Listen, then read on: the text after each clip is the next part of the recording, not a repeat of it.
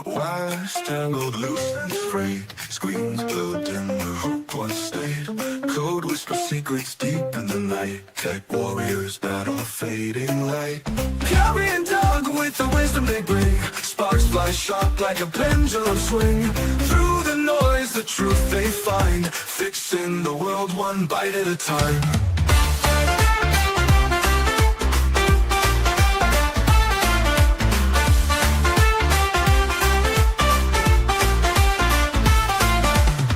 Hum low, circuit screen pain, motherboards cracked, it's a tech domain. Challenges rise like ghosts in the air, but they've got answers, they're fully aware. Carey and Doug with the wisdom they bring, sparks fly sharp like a pendulum swing. Through the noise, the truth they find, fixing the world one bite at a time. Carey and Doug with the wisdom they bring, sparks fly sharp like a pendulum swing. Through the noise, the truth they find, fixing the world one bite at a time.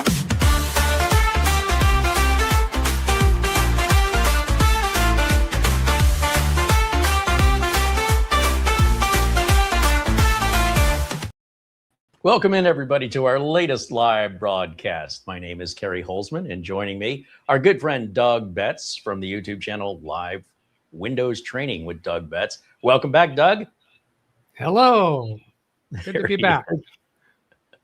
And today we're going to talk a bit about what it is to be a computer tech, as Doug and I have been for several decades, our different approaches, hence the boxing, because we don't always agree in the proper, I wouldn't want to say the proper way, our preferred way of going about a diagnostic and repair, but neither way is invalid. It's just a, what would we say? It's a style. It's a learned,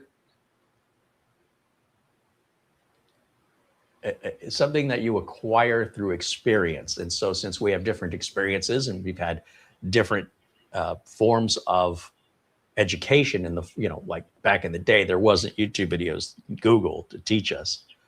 We have different approaches that get us to the same destination. And it's always fun for me to explore the different perspectives that I hadn't have considered. And also to let you guys know that there's multiple ways that you can often fix a computer problem. Multiple, not just one or two. How we get there isn't really important, so long as we get what the customer wants within the time frame that's good with the customer, for the amount of money the customer is willing to pay, you can maintain a business too.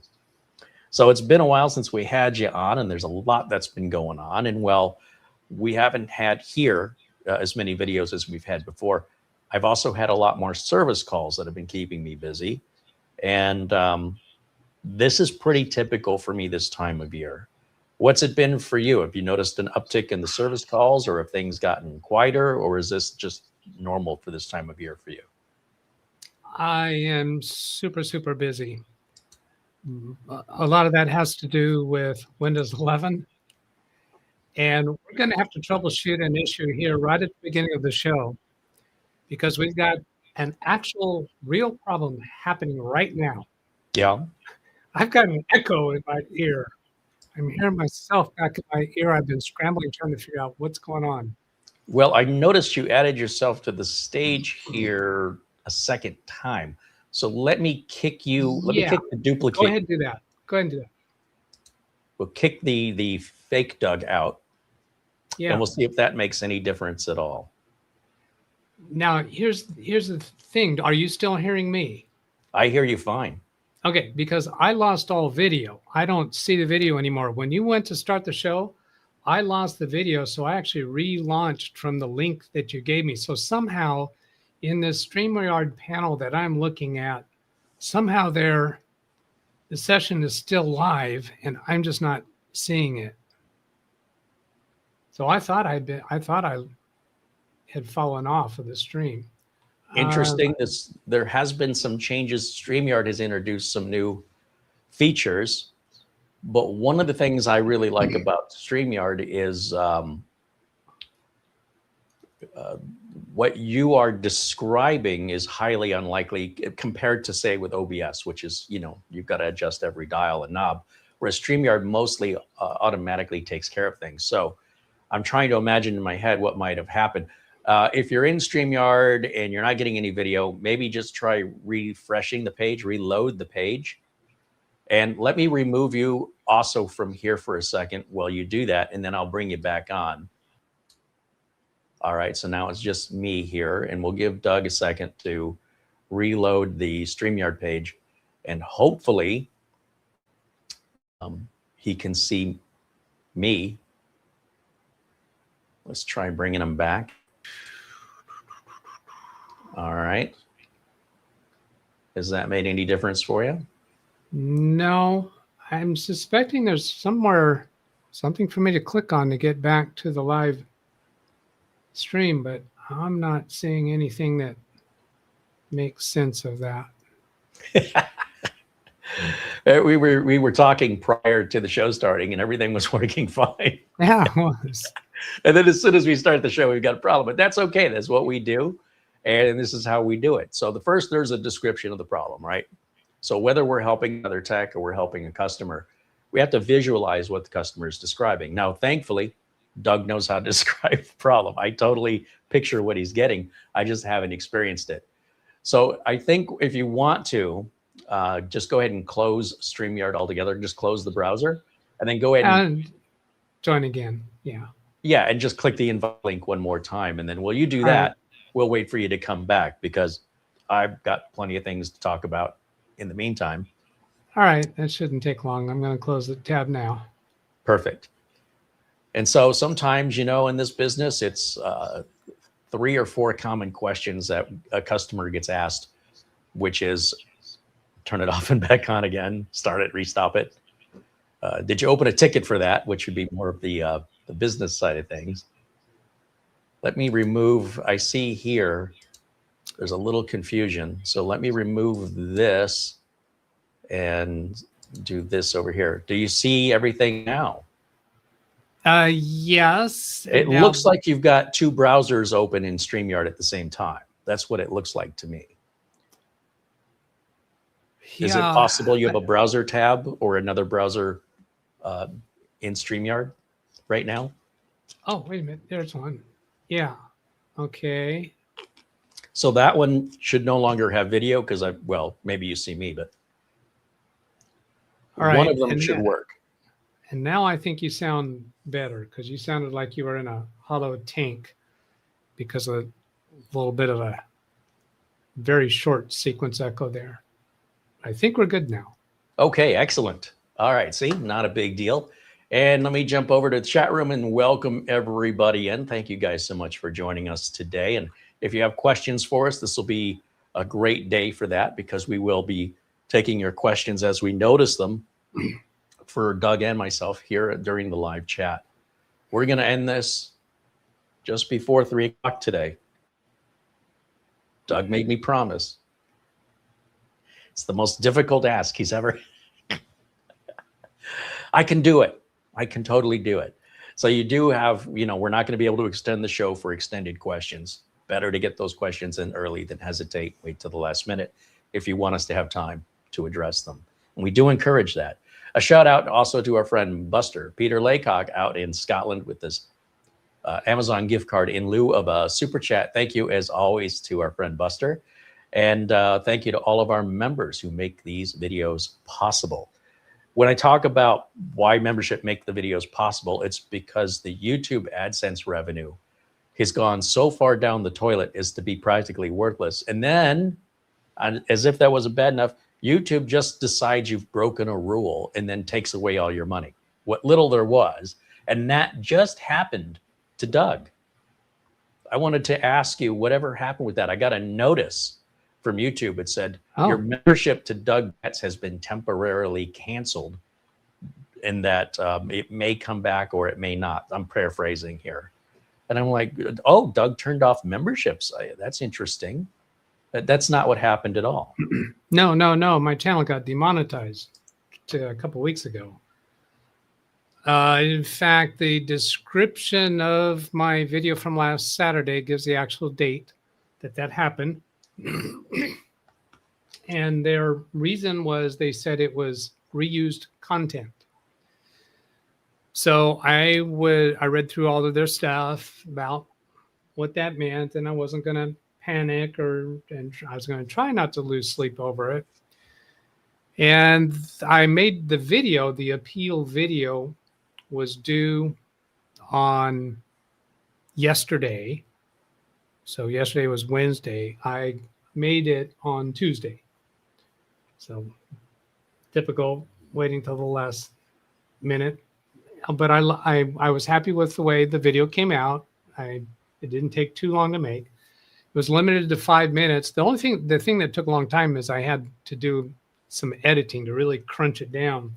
So it's really choppy. It's not a very good video. And if people are interested, I can put a link to it. It's an unlisted video on my channel. That's the rule, is you upload it as an unlisted video and then provide that URL when you start the process for appealing it. In that video, I go through all the things that comprises reused content according to their rules. And I describe how the things that I'm using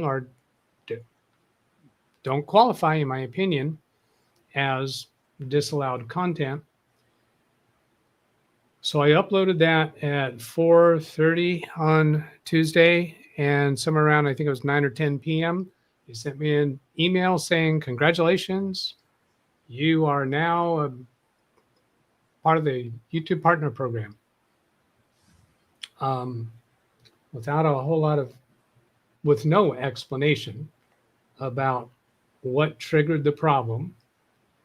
And I mentioned to Carey before we started the show that this was exactly what I thought it would be. And I've seen this with other channels where they get demonetized. And when they appeal it, they get granted their channel back without having made any changes and without having been told any specific thing that triggered the problem. So what have we learned? Well, we have learned something, Okay. and I already learned this from other channels, and I thought you were one of them. I thought you went through this too. Of course, Scott went through it fairly recently, and I know of other channels that have gone through it. What we've learned from this is that YouTube does this, and how it's triggered or why it's happening, we don't have an explanation for that. But from all the cases that I've seen so far, which is just a handful, maybe, you appeal it, give them, cover the things in your video that they're requesting, because they do request you cover specific things. And you're likely just going to be given your monetization back. Now, the downside is they do not reflag your monetized videos as monetized. So you have to go through and do that yourself, which is, and I included a little bit of a terse comment at the end of my video about that, my feelings about that. But the thing that we've learned is don't panic, don't freak out. I can speculate many reasons why this is happening, why they're doing it. Bottom line is we don't know. But to any content creator that happens to you, try not to lose sleep over it and just go through the appeal process. I have not personally heard of any channel that did not get remonetized, but I'm not an expert on that. I haven't, the people who have been demonetized have not been reported their results to me. It's just what I've seen happen on channels that I watch. When it happened to me, I lost 3 months of living revenue. Yeah. So you could tell me don't freak out. My appeal was denied. I tried in vain to get somebody to talk to. They ignored me. They doubled down. I worked to find alternative means to reach out and talk to somebody, all the while wondering how I'm going to make my house payment. Oh. I was, I had a little buffer, but I didn't have 3 months of a buffer. And I didn't know what to do. I was like, this is, because they not only stopped monetization from continuing, but they took the previous month's monetization. Right. Anything that hasn't been paid yet. Yeah. And that included super chats that were meant to go to the channel. They think of that as AdSense revenue, and they took that. Now, if they would have refunded it to the viewers, that'd be different.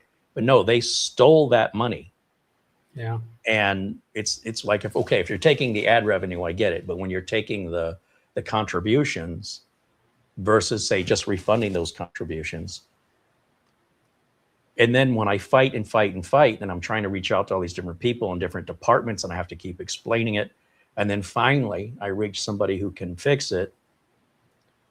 I mean, this is going on 3 months of lost revenue. Imagine just being out of work for 3 months. So what I ended up doing was I made videos anyway, right? Because I didn't want to lose all my viewers, because they'd say, oh, channel's gone.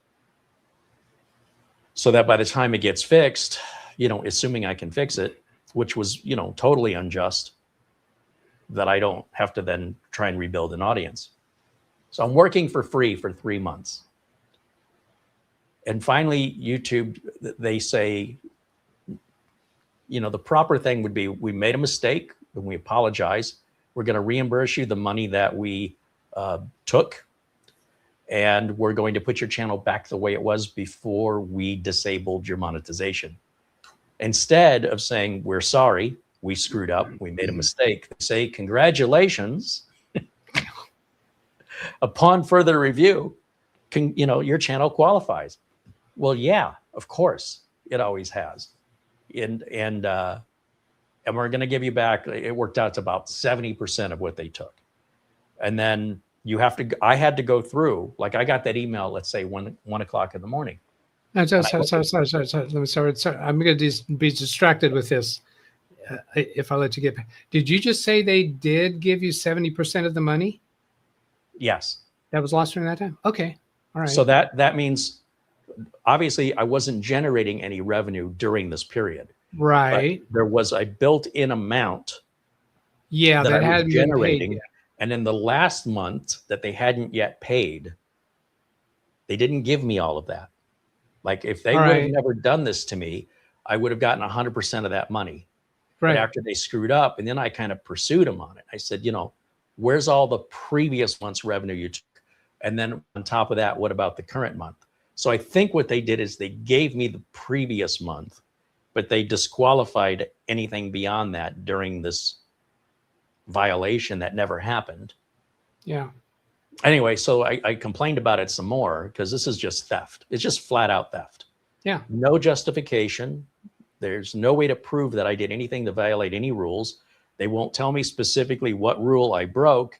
And then they say, you're demonetized for life. You can never again monetize on YouTube for the rest of your life. Not so much as a judge or jury. So anyway, YouTube recently announced that they're going to offer second chances now, which is like, really? Did that idea suddenly come to you 10 years after it should have? Am I a little bitter? So then they go, congratulations, upon further review. Finally, even though all those appeals I sent were denied, now I'm talking to a human. Now they look at it and they go, there's nothing violating here. I go, that's what I've been trying to tell you for 90 days. Well, congratulations. They don't say I was right. They don't say they were wrong. Just congratulations, upon further review, you do qualify for monetization. So I go back to my channel and look at it, and just like you, they have switched off monetization on every single video, and they didn't switch it back on. So that what they did is they enabled monetization for the channel, for me. Right. But all the individual videos, which at that time, I think I had 1,200 videos, each one of those was switched off manually for monetization. And there wasn't a bulk edit like we have now, where you can do 50 videos at a time and say, for all these videos, turn monetization on. I had to go through each video by hand. Now, what I want you to understand is, not you, but the audience, if I say, okay, that's fine, it's late at night, I'm going to go to bed, I'll do it tomorrow, I'm losing money immediately. So at 1 o'clock in the morning, I start going through every video one by one and turning monetization back on. And every second longer it takes me to do that is more money I'm losing. I need that monetization back on yesterday. So I'm up till 4 or 5 in the morning going through each video by hand, even though YouTube, the people that run YouTube, have a bulk tool. They click one button and your whole thing is demonetized. They did not return it to me in the condition that they took it, which I'm and it sounds like they did the same to you. They caused damage to your channel and said, oh, the damage was effectively was unjustifiable. So we have turned that switch back on. But in the meantime, you have to go through every one of your videos.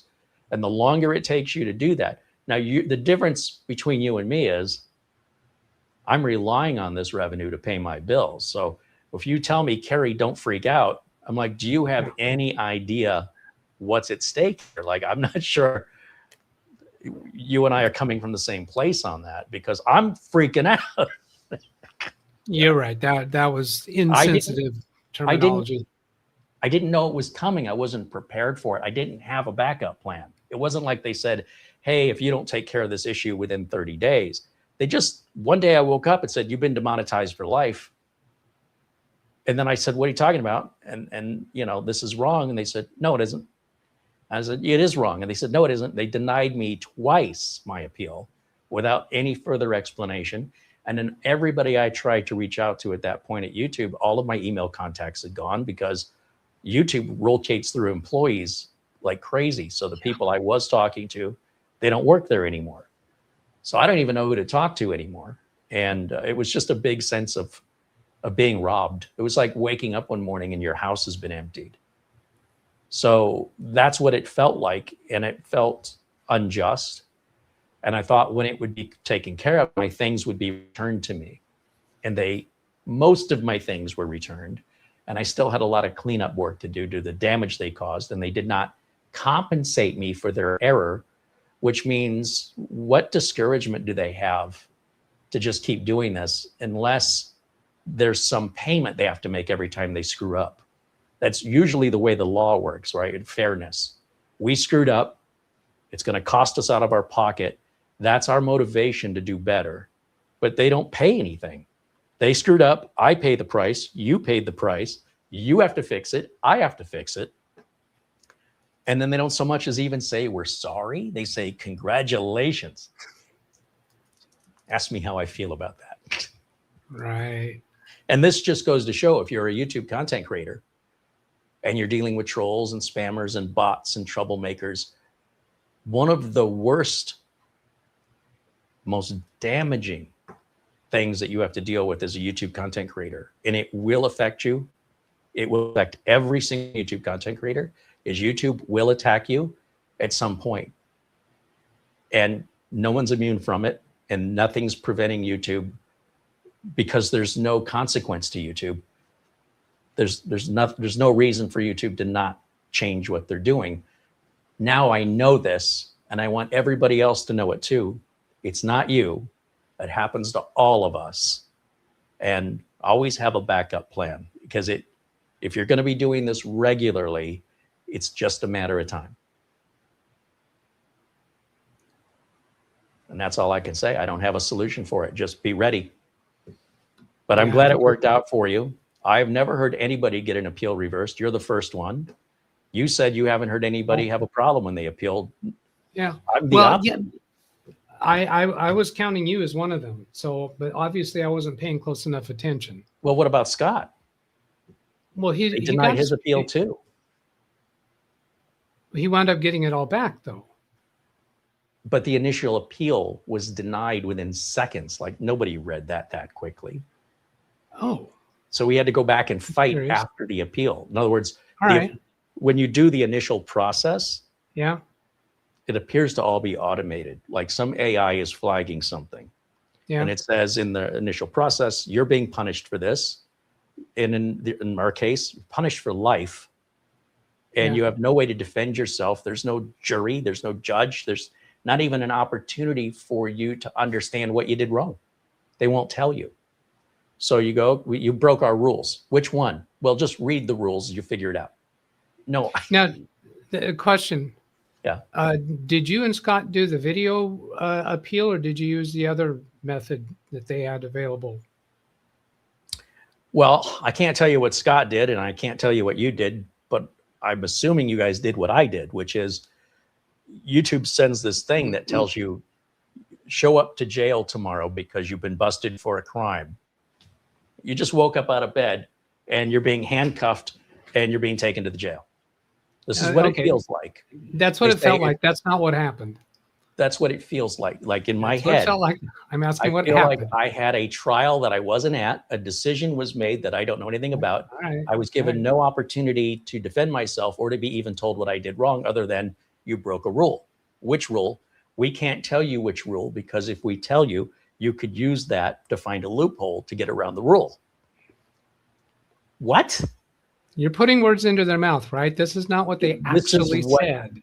I'm okay. This is So what you're feeling. This is what you're thinking. That's not what Yeah. they actually said, right? what they actually said is you've been demonetized for life. If you disagree with Okay. because of this, then you can appeal it. So I clicked the button to appeal it, which is Yeah. another email that goes back. And within seconds of sending that email, they said your appeal's been denied. So I sent another one, even though you're only supposed to send one. And they go, all decisions are final. There's no further decision, no further discussion. This matter is closed. No. And, you know, as far as like what did I do wrong?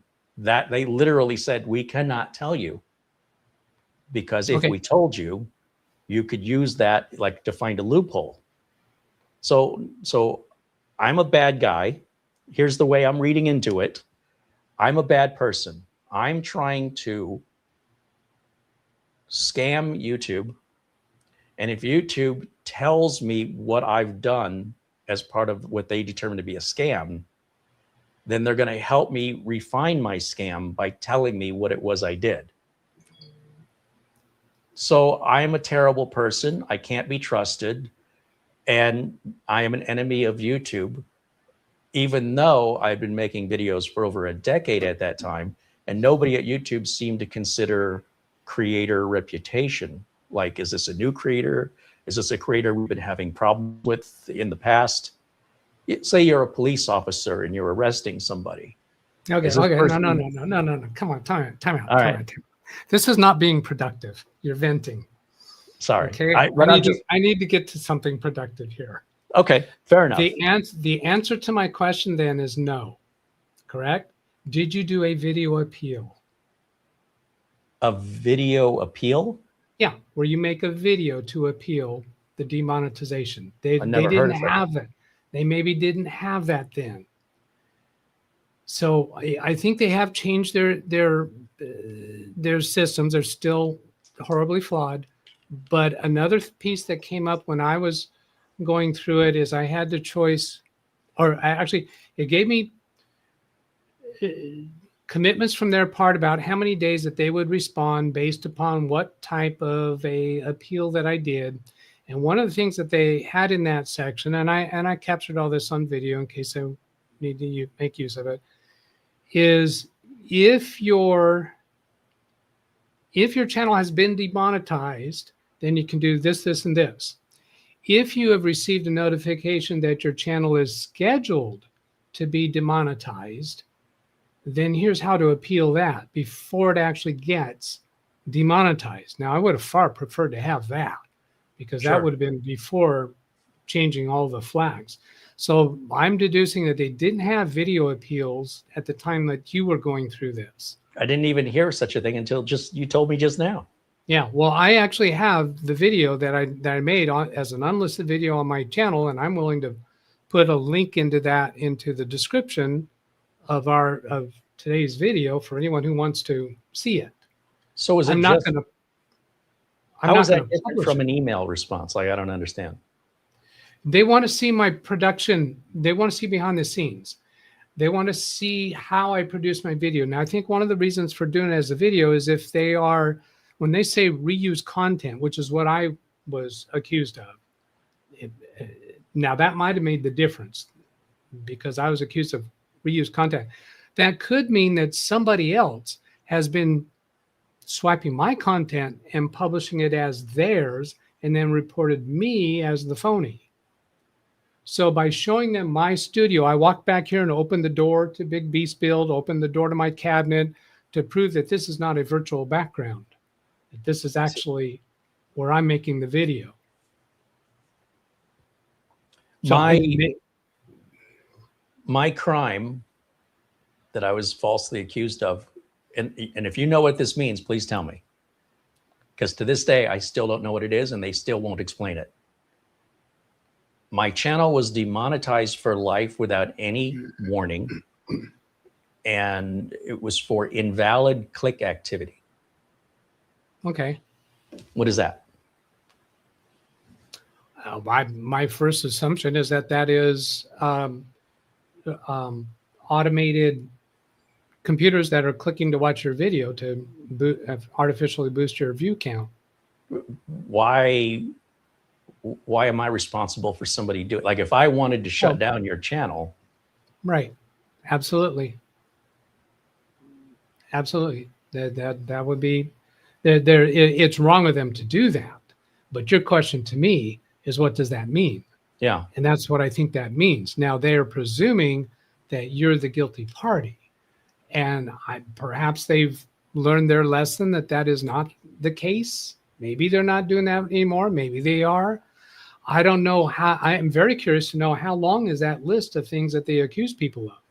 They accuse me of reuse content. They accuse you of invalid click activity. Do you recall what they accused Scott of? With Scott, they accused him of showing dangerous activity on his channel. Oh, that's right. Dangerous or harmful. Right.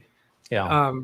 So yeah, they are giving a reason. They're not specifying where that came from, what they saw on your channel or on your videos to, cause that conclusion. It's just that, like, the economics of it, for anybody that's curious, there are what we call click farms, or there used to be. Right.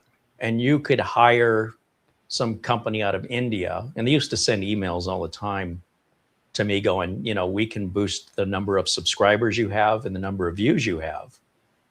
But it would cost 5 times more, at least at that time, than what you're going to earn from YouTube to do that.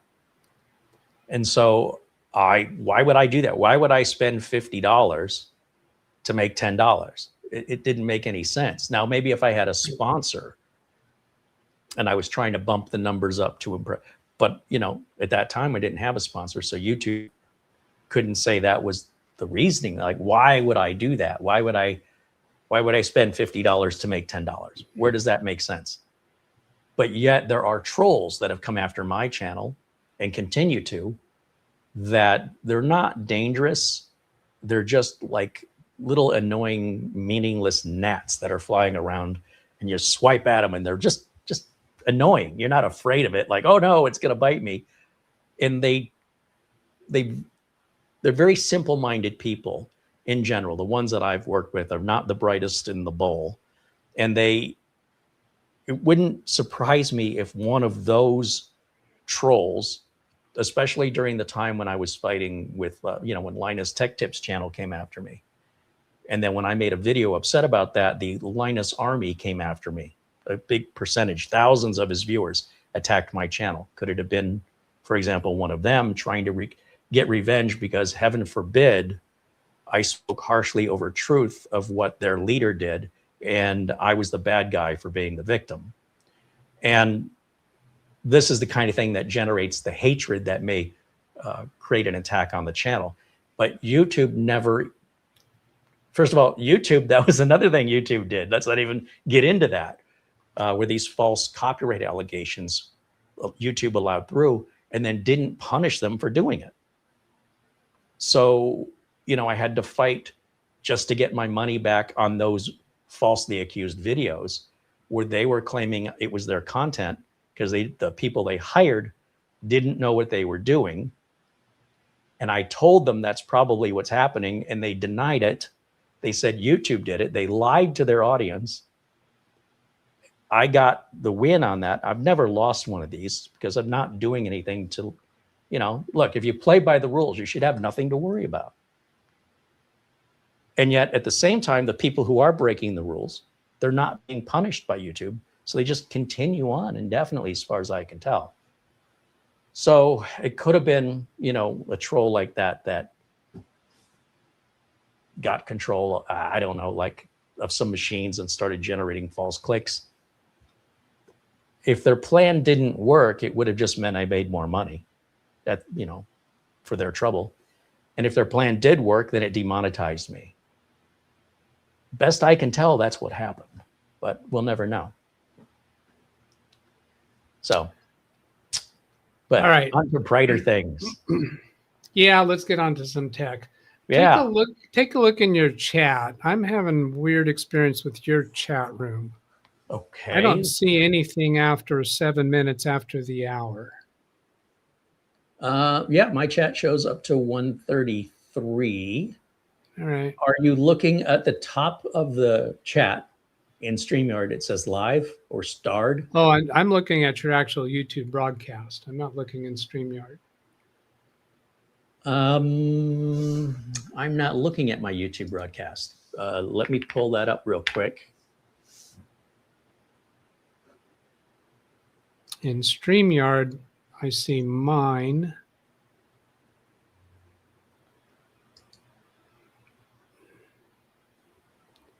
Joshua, let's see. It looks like Joshua must be on yours.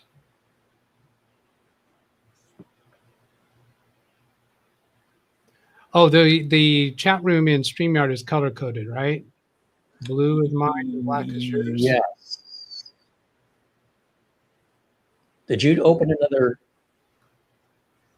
You got one of those you're going to need to mute because your audio's doubled up. Maybe the YouTube channel, maybe you got the speaker turned on YouTube. Checking. No.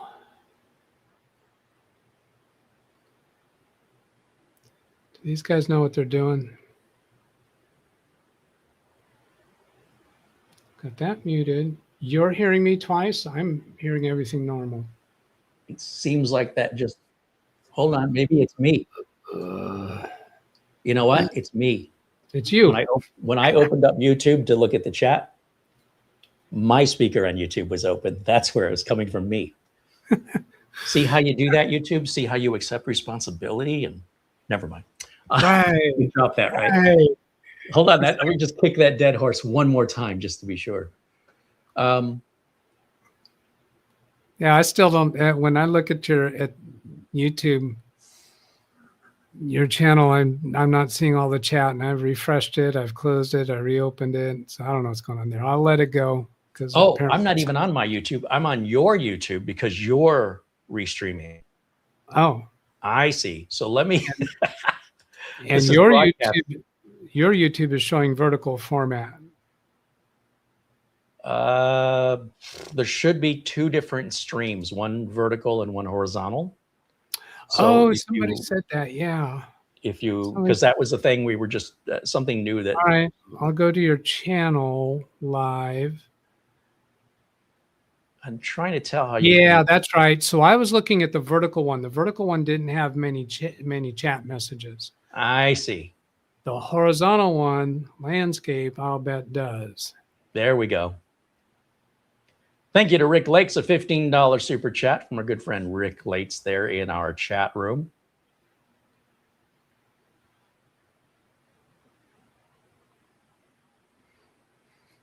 I hope I haven't missed anybody there. Again, if you have questions for us, this will be the time to ask.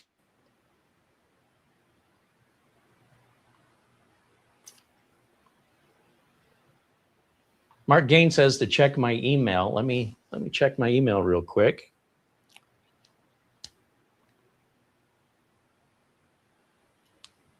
Not seeing anything just yet. Sometimes these things take a few minutes. And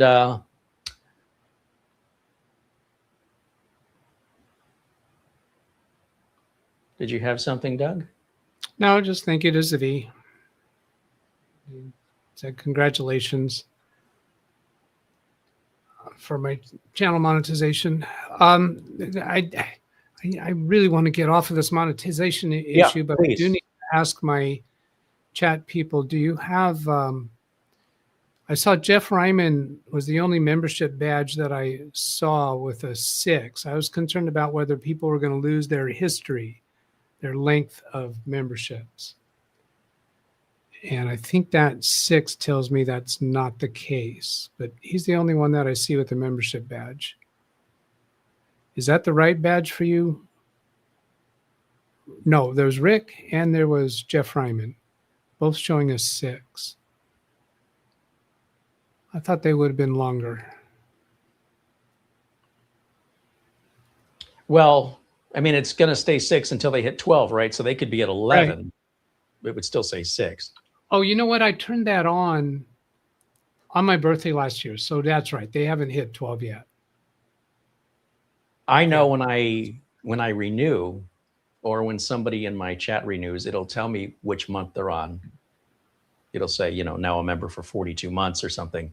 Even though I don't have a 42, it'll still say 36. Yeah, I don't think that's actually them renewing. I think that's them choosing the thing to show their membership length. I don't think that's Maybe. automated. I think I'd have to look at my membership on your channel to see what it says, because I don't usually pay attention to that stuff. Yeah, well, let me see if I can trigger that myself. Somebody else might beat me to it. Got so many windows over here. Which one? This one is yours. So if I hit, yeah, free member milestone chat. So when I click this, it should do that thing that you've been calling renews. And it's not a renewal, it's just clicking this option. So in the chat, I see Charlie Purdy. So unless I'm looking at this incorrectly, it says, there's no message. It just says Charlie Purdy, now a member, 17 months. And then you should see you're mine. saying that they can, oops, I got it. Yeah, they can just do that at any time. Oh, I didn't know that. Here's live Windows training with Doug Betts, now a member for 42 months. So you just did that now? Yeah, it doesn't say now a member. It's just saying I'm a member for 42 months. So it's I not didn't know you renewal. could do that. Yeah. It's in the same place where super stickers, super chat, and then below that is the other option, and it's not showing on my screen right now. Why? Maybe it's not letting me do another one this soon. Yeah, you click on the dollar symbol, and then there's super sticker, super chat, and below that, there's the option to show your membership status, called something like that. Okay. Good to know. I have learned something new today. Yeah. So you should be able to sleep well tonight. Doggone it. Okay, so I got that NAS implemented at client's office, the one that you sent me, and it's on loan to them. I'm presuming it all works out, and so far it's all looking good. I'll be purchasing a Synology NAS for a rack mount for them. I did a few automation things to help with that task. I had AI assistance with creating some batch files and scripts, and I imported all the user accounts into the Synology, and I created 2 batch files, one called fs.bat, that's for file server. The other one is for nas.bat. I'm not going to say what the NAS stands for. And what happens is from any computer, I can do Windows key R, X:/ or file server / or NAS / fs.bat to remap the drives to point to the file server, or nas.bat to remap the drives to point to the NAS. So this was going to give me an easy way to abort back if I needed to. And this also helped for testing to go back and forth. Once I did all that over the Thanksgiving holiday weekend. I actually finished it all on Thursday, but had the rest of those days in case something didn't go okay. And I did have a few other details that I still did deal with after that. The initial reports from a user who was in the office on Sunday says that it felt a lot faster. I have not talked to anybody else since then, but they've been working Monday, Tuesday, Wednesday, and today off of the NAS, and I haven't had any complaints other than 2 computers that I missed. I didn't actually miss the computer, but it was a computer that had 2 users, and I neglected to change the drive mapping for the second user. Now, so once I had everything set up before their staff came back in, then my first technique was to disable the server service on the file server to prevent somebody from accidentally accessing files on the file server. Then I discovered I can't do that because I had one multi-user software that was based on the file server. So they needed to get to that third share on that file server in order to use that program. Now there's no data on that share. So it's not adding more data to the server, but that's just where the server manages that multi-user program. So I disabled the 2 shares that I don't want them to have access to. Not disable, I didn't disable them. What I did is for the everyone group, I denied permissions. So the shares still exist. You can still browse through the network and see the name of the shares. You just can't access any files on that because it's denied for the everyone group. Then that allows them to still get to the share that they need to get to. Then another piece that I automated was I used Robocopy. I had AI assistants for creating the scripts to do the bulk copy to the NAS and then have incremental copies after that. So I had the bulk copy accomplished the weekend prior to Thanksgiving weekend, and then I was able to just update it as they continued working. So the final update was on Thursday morning. That's probably a fair enough rundown of how that went. And just for full disclosure, you hadn't had any experience with a NAS before. This is your first This is my first. You're kind of feeling it out and seeing if this is going to work for you. And so Yeah. far, sounds like things are looking promising and that there may be more NASs for you and your clients in the future. Yeah, certainly.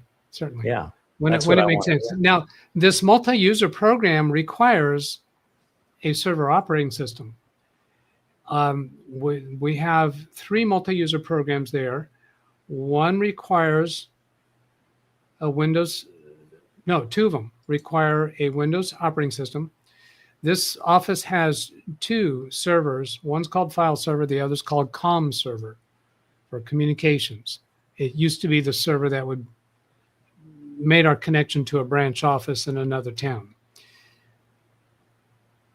And so each of those have a multi-user program that requires a server operating system. The third multi-user software can actually run from a workstation, doesn't need a server operating system. So my end game for that is that we'll eventually buy a low-end server that just is present for that purpose, for doing that, managing those multi-user software. Now, the one that's on the file server now that I told you I had to give them access back to that, I can't move that to the other. That has to be installed by the technical support of that software. I've been on the phone with them and connected remotely and watched through what they did. I thought, oh my gosh, no, I'm not going to attempt to do that. Just let them do that. Yeah, there are some programs, certainly that I've encountered, that actually require the server. But what I will do is pretty much everything but one program. Can be in most cases, when I deal with a client who even has a real need for the server, we still keep the server for that one program. But at least if something happens to the server, where everything used to be on it, the entire office goes down.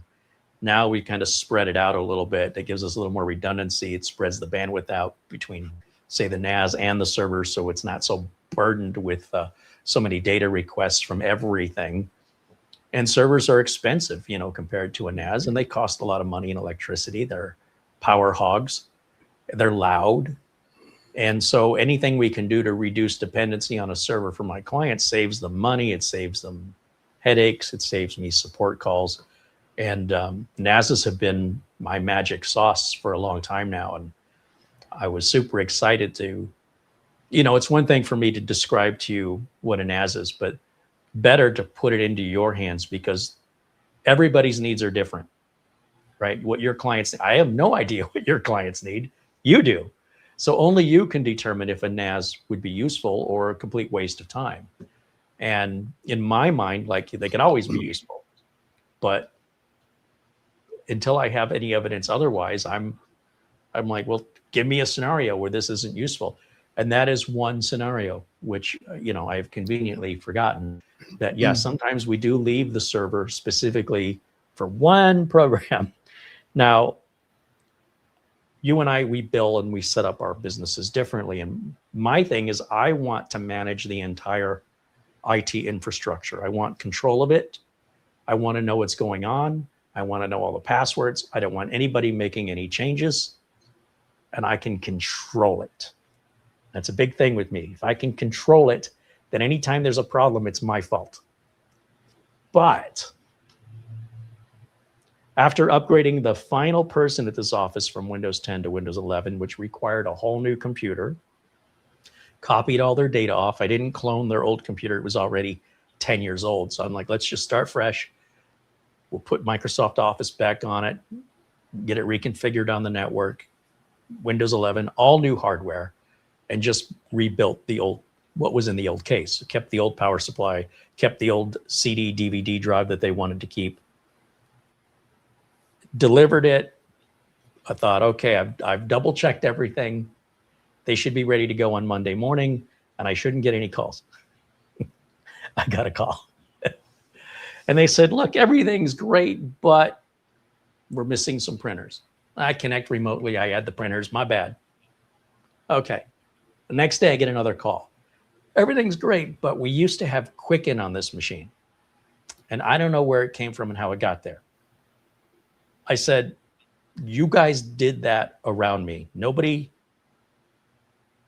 asked me ever in the history I've been working for this company to provide a solution or to be included in a discussion that would resolve in me recommending Quicken.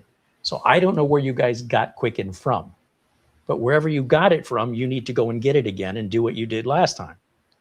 Well, I hear, you know, this is really important. We're the only two people in the office that use it. I go, okay. Usually when you call me, I can answer your questions right away because I maintain your infrastructure. But when you guys do things without including me, I'm still going to help you, but I'm going to be guessing now. So more than likely, you bought Quicken at some point in the past. Do you remember that? Well, I remember we had a box with a CD. That would have been a long time ago. Didn't you get any emails from Quicken to renew it? Well, let me search my email. Oh, yes, I see. We renewed it like in August. Okay, so that email should have a link, right? Or if you can't find the email, you just log into Quicken. You'll have an account. So she does that, and she's like, I don't know what the password is. I can wait. So the third attempt, she gets the password right. I go, okay, now look at your purchase history. Do you see Quicken? Yes. Does it have a download link? Yes. Well, that's, I guess, how you got it. And so you'll just do that again on the new machine. Oh, I think I got it from here. Thank you. No problem. No problem. So I think, should I make a note of this? And then I don't, because it's like, this was done.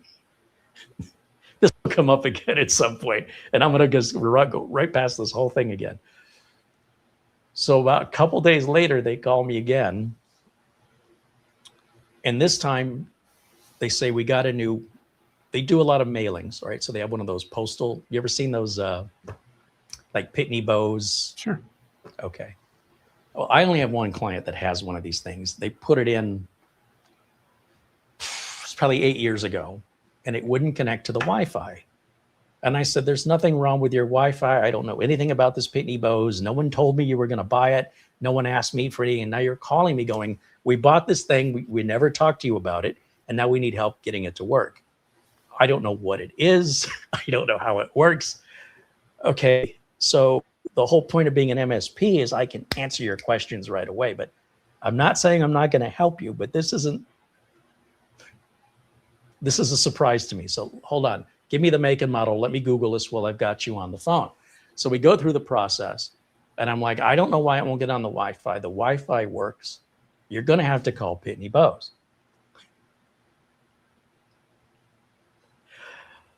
I'm laughing because the problem was my fault. When I put a router in for these folks, they didn't want Wi-Fi. So I bought a cheap Linksys router that has a portal to get on the Wi-Fi. You don't just put in the SSID and the password. You go to the router, just like a hotel. You put a password on the router page that pops up, and then it authorizes you on the Wi-Fi. Well, the Pitney Bowes machine isn't. It can't talk to the portal. Right. It needs an SSID and password, so it's not connecting. Okay, so two things. Now you've got a Pitney Bowes machine that you never told me about, that you want to put on Wi-Fi, but you always told me you didn't want Wi-Fi in your office. And that changed after their employees got these and they didn't want to use their personal data. And not only did they turn the Wi-Fi on, but they were sharing it with the business next door because they're all friends. Okay. Well, if I would have known that, I would have changed that router out. But the reason I left it with the portal, because I hated that portal, they're not using the Wi-Fi. So why fix something that ain't broke? So I ended up changing the router. So a traditional non-portal Wi-Fi, and then that fixed the Pitney Bowes machine. Last I heard of it, so 8 years goes by, they call me, they go, we got a new postal machine. This one's made by some company. It's not Pitney Bowes. It's some other company I've never heard of. And we called them and it won't connect. We plugged it into an Ethernet cable. We asked about Wi-Fi, but it's like a thing you have to buy that plugs in. It's like an external Wi-Fi box and like an access point. She says, that seems too complicated. We'll just plug it in. But when we plug it in, it won't connect. Their support says it sounds like our firewall is blocking it. I'm like, well, you guys had your router changed out by some other guy. You never told me about it. It's a Ubiquity router that's locked me out of full admin. So I have no access to it to that level to check your firewall. You're going to have to call the other guy that installed that because there is an admin status on the Ubiquity, but it's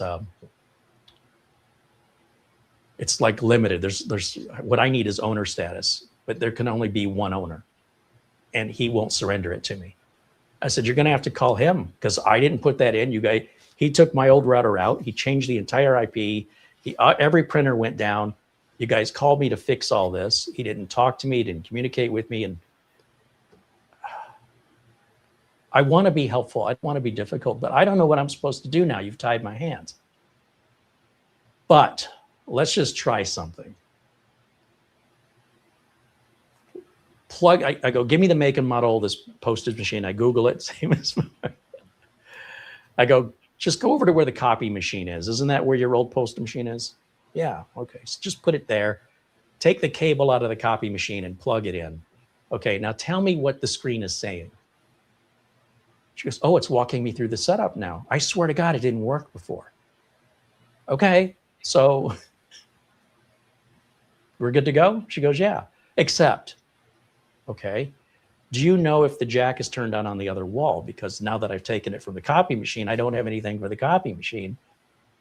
So I'll plug it in on the other wall. But I go, well, I'm going to have to drive over there and see if that was ever patched in. I don't know. I go, but we've dealt with this before where you run out of plugs and you guys bought like 4 or 5 little network switches. Do you remember? Oh, you're a genius. That's it. That's perfect. We know exactly what to do. Thank you for your help. Whew. All this because we went from Windows 10 to Windows 11 because they hired somebody else without any input from me or including me on the decision to change the router. because they had QuickBooks they bought at some point in the past, never told me, but now years later they're having problems with it, and they don't know they never told me. They think I know. So it wasn't terrible, but it's just where I make notes now. I start making. Is that an office that was under contract paying you monthly? They still are. They've been under contract for we got to be close to 20 years. Oh. The business owner's son decided his friend could do a better job than I could and convinced his dad to hire his college buddy to replace the network. And when his college buddy replaced the network, he changed the IP range without realizing you have these big Xerox copy machine printers that are static IP'd that went down when he did that. And when it went down when he did that, guess who got the call? The guy who did the work? No, they called me. So I got to figure out, what did he do? Why is the printer not working? I end up calling the printer company. Call them on the phone. I got the customer in a 3-way call. I go, look, this thing was working fine. Somebody changed the router. It's like we kind of connect to it, and I don't know what's going on here. So the guy says, well, what username and password are you logging into? I go, this is SMB. We don't use usernames and passwords. He goes, there's no such thing as SMB that doesn't use username and passwords. So you're telling me the last 10 years that I've set this up and I've been doing it without username and passwords? That's not what I've been doing. Are you new? Maybe you're new. I'm not new. I've been doing it. So now I'm getting into an argument with the tech support guy, with the customer on the phone. I go, I didn't mean it offensively. I just thought maybe you're new and you don't know, but we never set passwords up and we never had a problem. I don't know where you got this idea SMB requires passwords.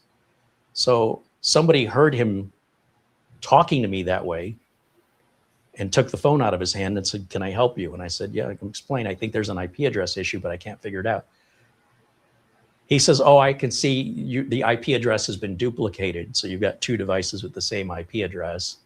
We just switched that and everything worked again. I go, your coworker there said I needed a password. And you can clearly see, despite me telling him the only thing that was changed was the router, no user information was changed. The printer itself was never changed. It was just the router. I told him it was probably IP related, but I couldn't figure it out. But that explains it. Thank you for your help. I really appreciate it.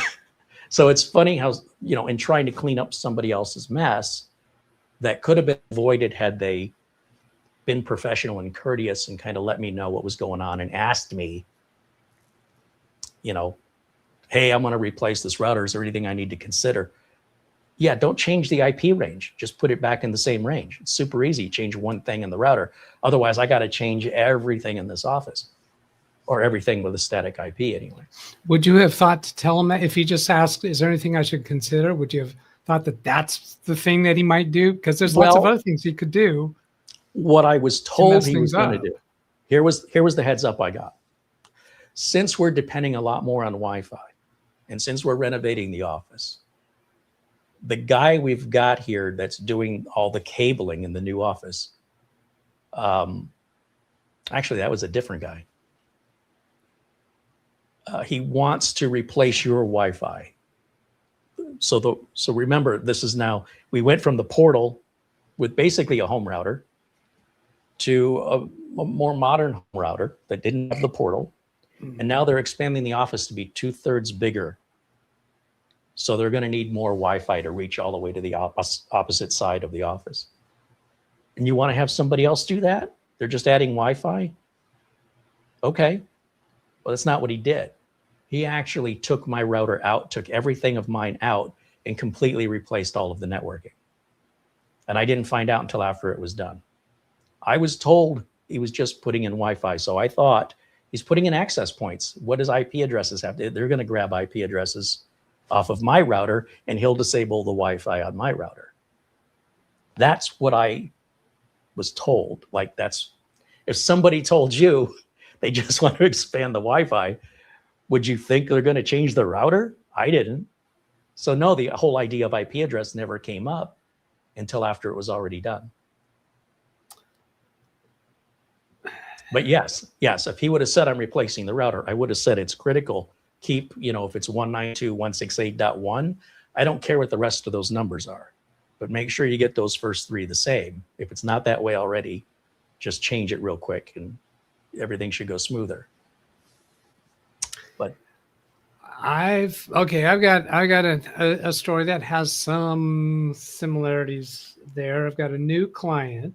So this was not where they had somebody else come in and do something to what I had set up, but it's new client to me. So as I'm getting acquainted with their computers, the task is to get them upgraded to Windows 11. I think 3 of their computers will upgrade in place. 2 of them have to be replaced, and the 6th one is a question mark right now. We're not sure if we have to replace it or not, but it's a couple of surprising things. This makes a different twist that I haven't come across before. I realized pretty quickly that they were all signing in with a Microsoft account, and I'm fine with that. But then I realized, oh, wait a minute, they're signing in with the same Microsoft account, each of the computers. And okay, I can deal with that. Some of them have a local account behind that. Some of them don't, which makes a difference to my remote control access. And then I just did the upgrade, in-place upgrade for their Pure server. They had a Windows 10 Pro computer operating as the server, and it was capable of Windows 11. So to do the in-place upgrade, first I had to uninstall ESET because it won't upgrade with that installed. And I actually convinced them to dump that entirely. And it appears to be on all of the computers, but that's not this story. I checked to see what files were in use before doing this remotely after hours. And I saw several files in use by server, by the username server. And I'm connected remotely to the server. So I'm looking at what it has open. It has nothing open. As I look further into the computer management app in Windows 10 Pro, I find different computer names. So it's the same username on different computers. So what they did is when they connected to the shares on this computer, they didn't create user accounts on the server computer. They just signed in as the user server from every one of the workstations. So I couldn't tell who had what file open on the screen that shows what files were open. Just a weird thing. I can get around it. But when somebody's doing a setup that what, in my opinion, that's would not be a normal way to do it.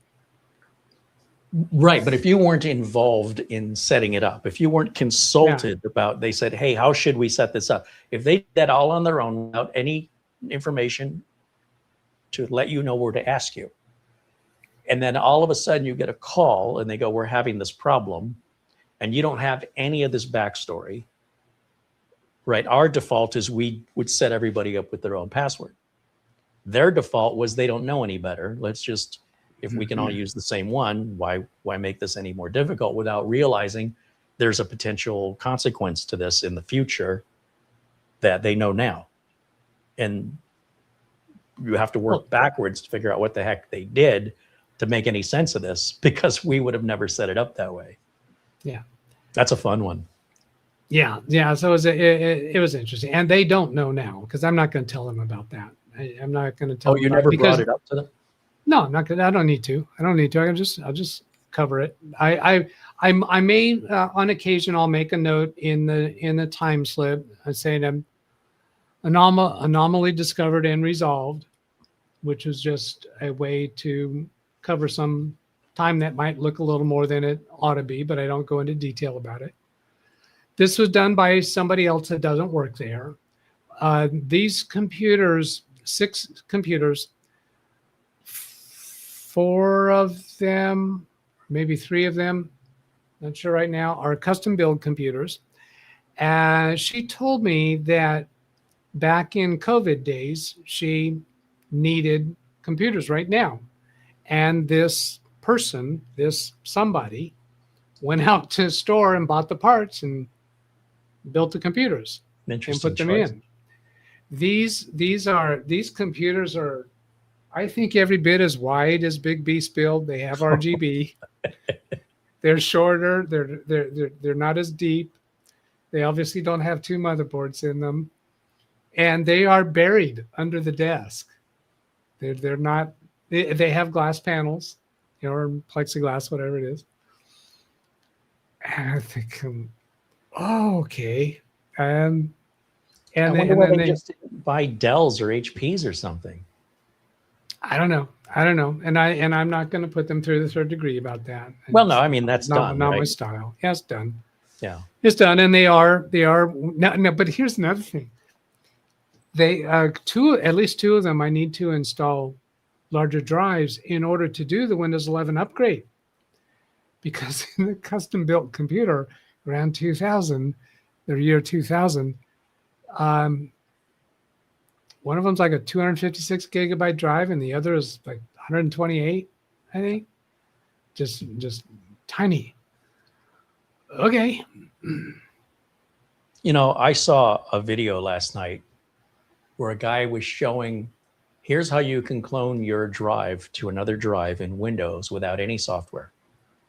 And what he did is he used the DISM command to create a WIM virtual machine, and then extracted that onto the new drive, which doesn't create a recovery partition. And then he runs the boot CD command. It's all DOS commands, or, you know. Yeah. And he's, so there you go. And it's like, does he, I hope nobody follows this guy's advice, because there's going to be consequences to this. And there's free cloning software. There's no reason to come up with some, you know, typing in these arcane commands like it's 1982 to try and stick it to the man when you're really just sticking it to yourself. And I'm seeing more and more of this on YouTube. I'm seeing a lot of misinformation, or a lot of information that, hey, this solves the problem, right? Real easy, free, you can do it yourself. But what they're leaving out is that it's going to create all these other problems down the road. And that frustrates me, because I think maybe, you know, I want to think the best of people. They really think they figured this out, but they don't know what they're talking about. They don't realize the consequences. And the people watching them say, well, this guy sounds really smart, and he's showing all these really amazing commands I never heard of. You know, somebody must be smart to know this. And I just think, I guess he's got a right. It's a free speech thing, right? You can lie and give bad information. But, you know, I feel bad for the viewers who don't know any better, that are going to suffer consequences months down the road when they need that recovery partition. It ain't there. Somebody like you and I are going to go out there. We're not going to be able to fix a system. It's going to need to be reinstalled. Now, you like using Macrium Reflect for cloning, right? Yeah. And my preference, of course, is Acronis, but I'll be honest, I haven't had much call for it this whole year. I don't think I've cloned a drive once this year. So I'm not sure the market and then the work that I used to do, and I assume this is true for you, the work isn't the same anymore. Like, I'm very rarely changing power supplies and bad hard drives. I'm very rarely even upgrading drives anymore. I feel like we've kind of plateaued on the technology where we're giving the users more than they're using. Are you experiencing something similar, or is it just me? Well, I've done cloning a lot, but the explanation for that is that you and I take different approaches for rolling out new computers. And I don't know if it's a difference in the nature of the offices that we have, but I seem to come across computers that have a lot of software installed that are not quick, easy installs. So like this office that I was just talking about, the two computers that we are going to replace, actually we've already replaced one. A second one we know we have to replace, and a third one might be a replace. I'll be cloning those for definitely. I'll clone those drives, put them into a B-Link computer, and then do upgrade to Windows 11 in place on the B-Link computer.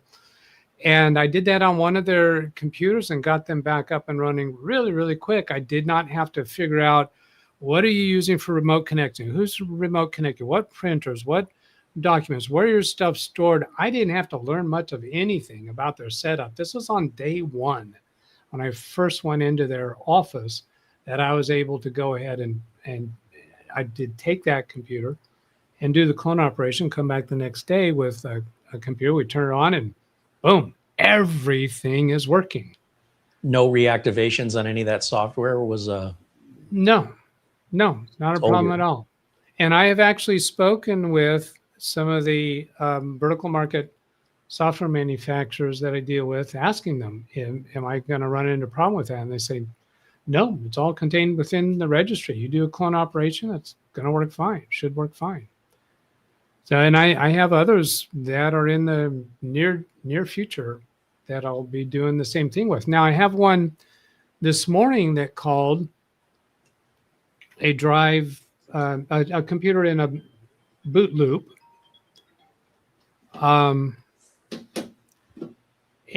my first reaction is, well, I'm going to have to come pick it up. And then after I hung up with him, I said, wait a minute, I don't need to pick that up. I already have the replacement computer for that station here.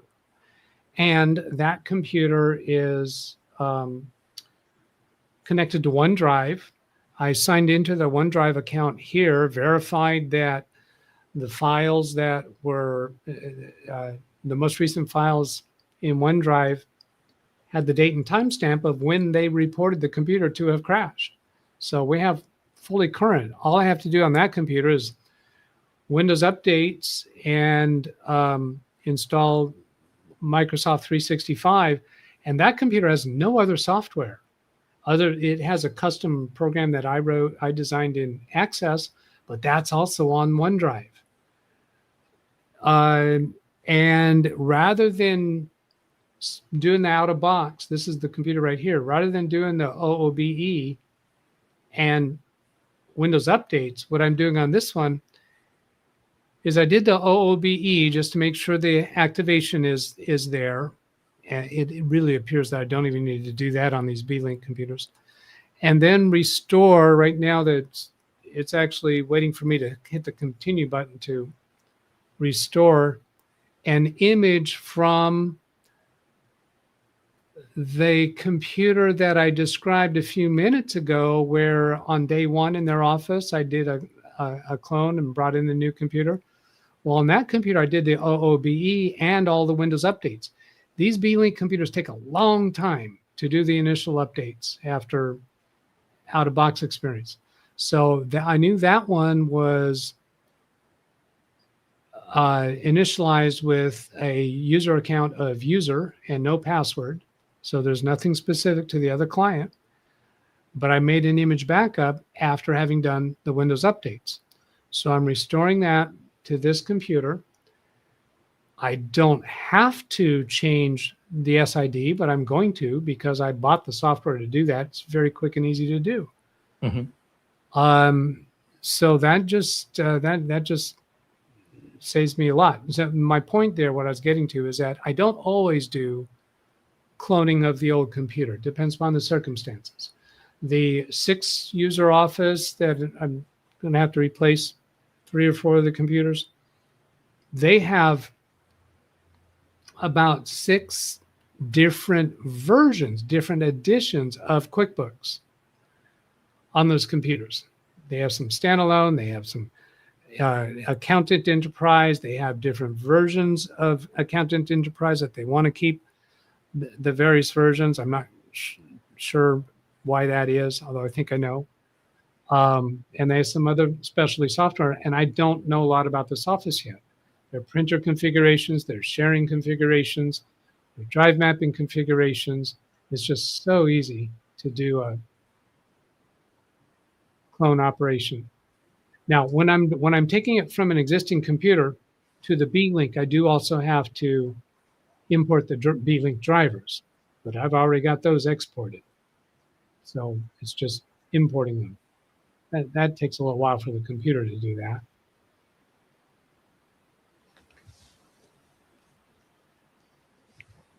The reason that I avoid the scenario, I mean, sometimes you have to, right? That is what it is. But my thought is, what if this place gets robbed? What if there's a fire? What if there's a ransomware infestation where cloning is not an option? How do we put this stuff back? So if I say to a client says to me, we want to replace these old computers, but we have some old software here. How do we preserve it? I go, well, we got to figure out where the old software came from so we can reinstall it. We need to have this discussion. We need to document it, and we need to have access to it so we're never in this situation ever again. And if they say, well, they don't make the software, there's no way to get the software, and we want to continue walking on this tightrope, I say it's not advised. You're limiting what I can do to help you in a catastrophe, but we can clone it. Like that to me is like, if you do it the quote unquote easy way, all you're doing is, in my mind, you're postponing this problem for another day. We're just going to come back and revisit this again and again. And if the tragedy is so bad, if it happens, what's our plan? Can you go without the software? Oh no, I have to have it.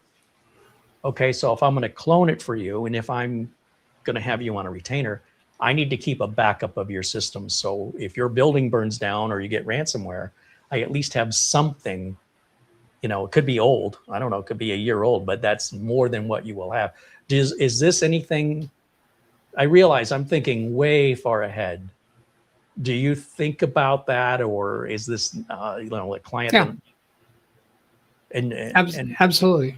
What's your plan in that? Like every time I have a computer in my lab, I do keep a image backup for of how that long? computer.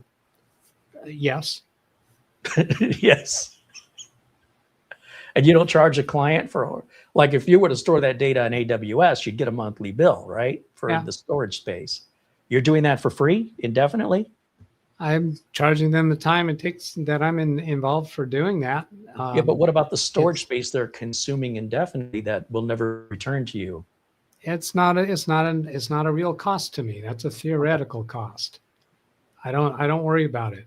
Okay. It's the way that I consider things like that, and also like when I buy tools or equipment or subscriptions for things, is that that's part of what makes me valuable as me.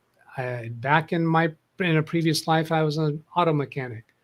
Auto mechanics traditionally buy their own tools. They don't get to charge their customers more because they have their own tools. That is part of what makes them employable.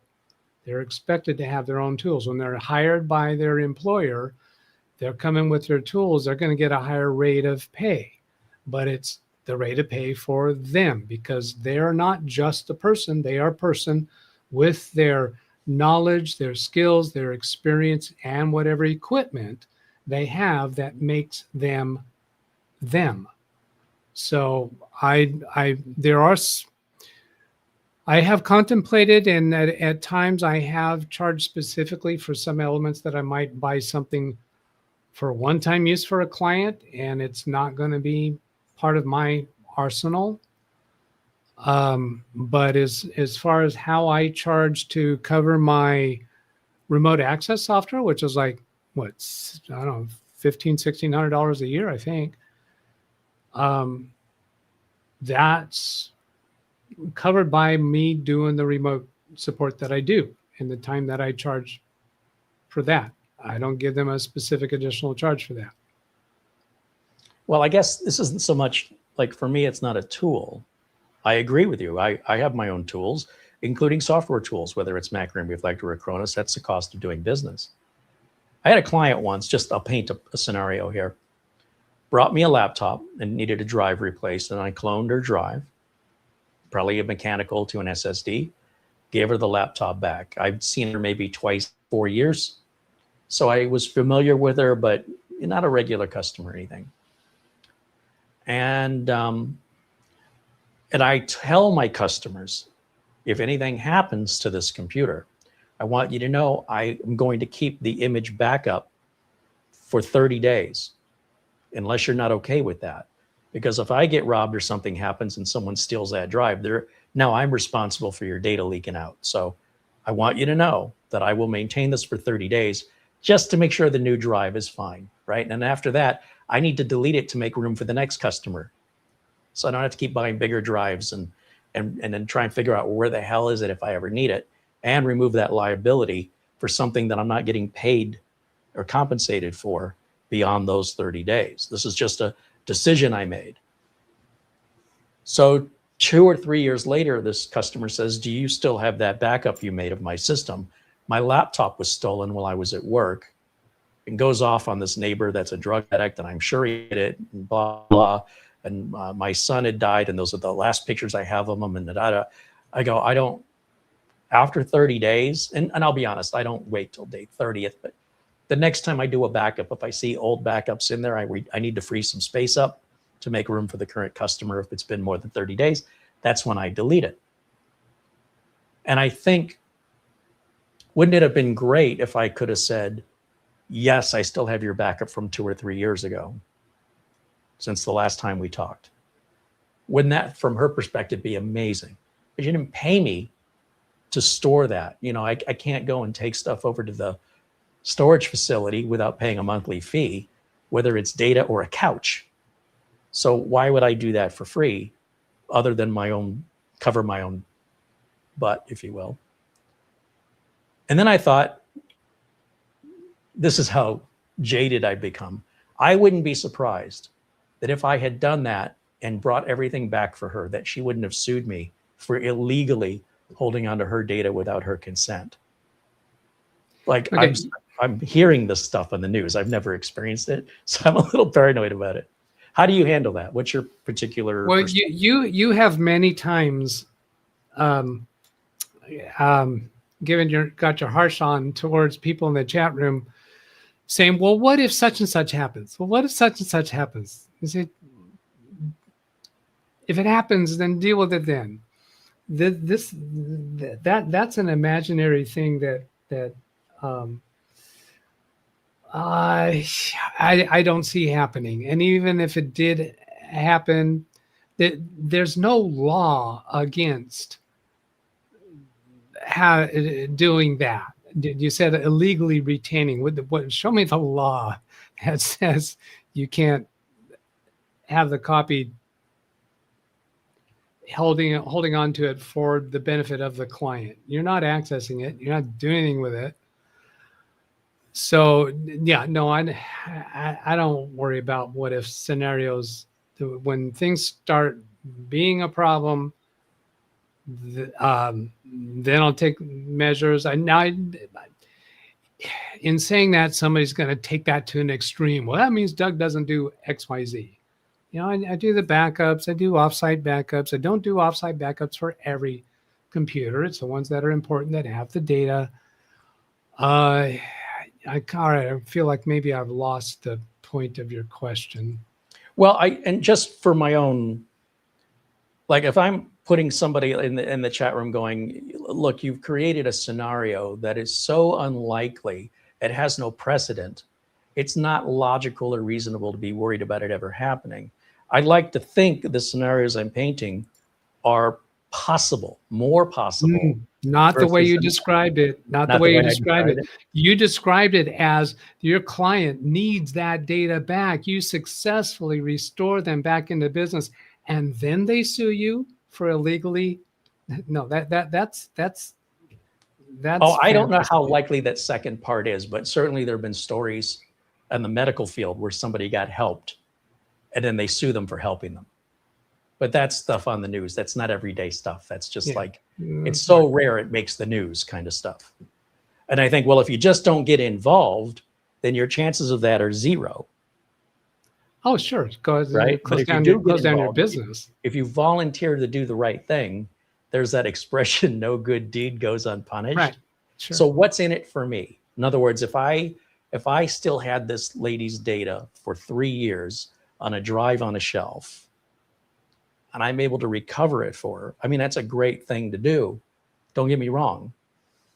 But why would I do that for that period of time? That's an excessive 3 years with no payment, no compensation. And anybody else that would do that would charge her for that month to month, like any other storage facility. And if you take your computer into any repair center, it's pretty universal, big disclaimers. We are not responsible for your data. You know, if we have to wipe your computer out to fix it and we give it back to you empty, that's your problem. Now, I don't do that, but you know, that's standard in the industry. It's standard in the retail Yeah. industry, not business support. No, well, that's a different, and this is a retail customer. This isn't a business customer. Yeah, well, It's a like lady when with a you take a computer into a Best Buy or something like that to their repair desk. Yeah, they all do that. John Downey is giving me in my ear. Ask Carey, doesn't he keep backup of all his clients? No, he's just told us he doesn't. Well, I think there's an important distinction here, which is a customer that reaches out to me on a break fix, right? They're not on a maintenance contract. Not a maintenance. Yeah. If there's a maintenance contract, then part of the maintenance contract falls on my responsibility. That's part of what they're paying me to do on that maintenance contract, is to ensure that they're always going to be up and running no matter what happens, whether it's a virus or a fire or a theft or a pissed off employee that just deletes everything because they're angry. I can recover those customers 100%, no data loss. But a customer I haven't heard from in a year and a half says, do you still have the backup you made when you worked on my computer a year and a half ago? I haven't talked to them since. They're not a regular customer, like I vaguely remember them. I have a lot of those customers that come and go. Snowbirds that come in, you know, they come into Phoenix for the wintertime. They leave, go back to Iowa or wherever they're from in the summertime. And if they have a problem in the summertime, they see somebody in their summer state. And if they are here during the wintertime, then I see them and I don't know. So there's so much I can do. And the work is piecemeal, so the pay is piecemeal. And if they want, don't get me wrong, if a customer asked me, could you make a backup for me and store it so that I'm held accountable for it? We could bill for that. But would I do it for free? I think that's what it comes down to, is at some point, I'm just going to have to keep buying more and more storage. Yeah. And then I'm going to have a hard time finding what I'm looking for. Now, I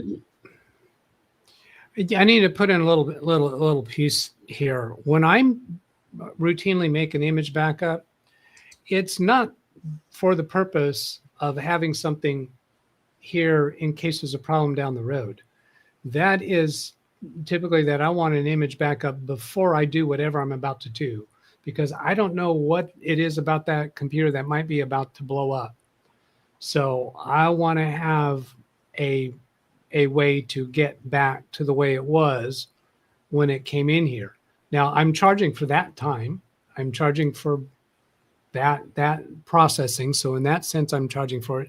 Now then, once it's on my drive, it sits there. It doesn't cost me any money. It doesn't cost me any time. It would actually take me more time to go find it and delete it. Having the number of drives on hand that it takes to accommodate that is not a problem. That's not a pain point for me. So I'd rather have it and not need it than need it and not have it. Yeah. I just want to get paid for it. Well, I feel I got paid for it when I made the backup because I'm charging for that. Well, I don't charge processing enough time. Maybe I got to raise my rates. Also you're not specifically charging every time. No, that's true. It depends on your client, and I do. I'm very meticulous about that. I just want. I want to be able to help my client. So if I'm going to help you now, I hope I'm going to help you again at some point, that you're going to come back and give me more business. And if this is that important of a piece of software, it's in everybody's best interest to get that installer, find a way to get it. Well, yeah. And that still is on my agenda. Yeah. When I see something that where does this come from? How do we get it under those type of scenarios? But I'm not going to go through the longer process and charge them more for building their computers now, just so that I have all of that process established and documented. I mean, yeah, I see the point of that too, because it depends on the relationship with the client, right? Yeah. And I'm with you on that 100%. I agree. In the chat room, Dave, who was it? Leadman70 says, what about HIPAA laws? So most people don't know what HIPAA is. They think they know what it is, and they actually have no idea. A lot of people can't even spell it right? A lot of people think it's like HIPAA with an A instead of an O, but it's 2A. Anyway, if you look up what that stands for, the Health Insurance Portability and Affordability Act has nothing to do with anybody that doesn't work in hospitals. In other words, if you're a doctor or a nurse or you work in a hospital, then you would need to be HIPAA certified. If you're HIPAA certified, you have to follow HIPAA laws. I'm not HIPAA certified. I don't know if you are, Doug, but I'm not. Those laws don't apply to me because I was never licensed for that kind of work. So if a doctor were to hire me and what I'm doing is violating HIPAA laws, that is the doctor's thing to deal with, not mine. So that's why, for me, HIPAA laws don't really matter. I'm not the one that would get punished.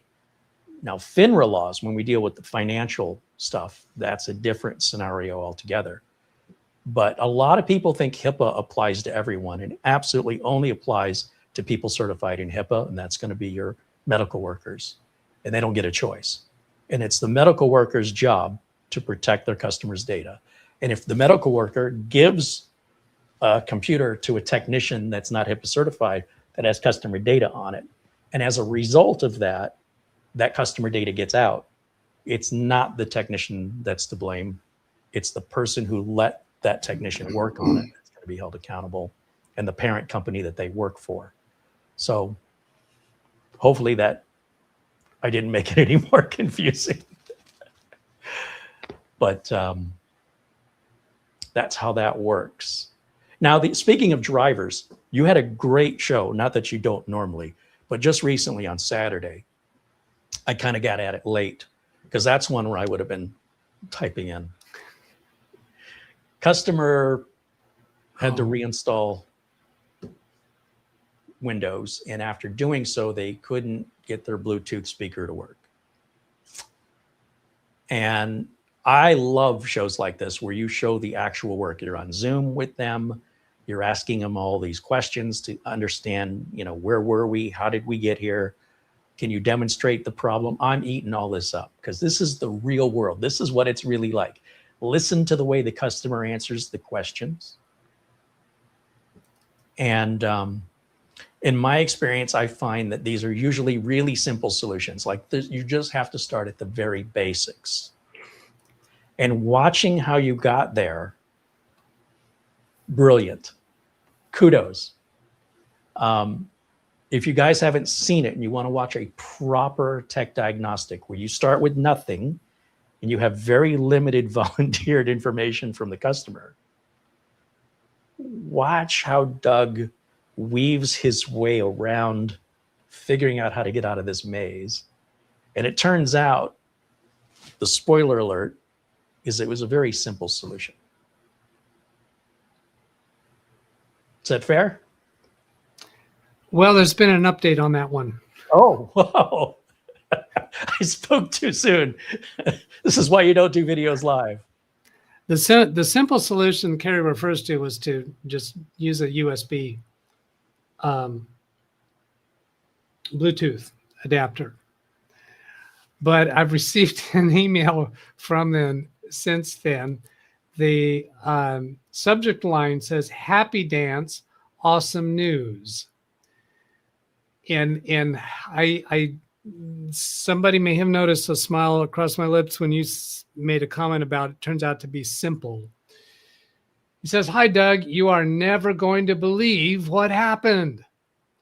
Maggie did a CC cleaner, I know she's pronouncing it as CC Cleaner, but I believe it's C Cleaner, right? Correct. They said you have some outdated drivers, is what C Cleaner said. She went to what drivers they were, and one of them said Bluetooth.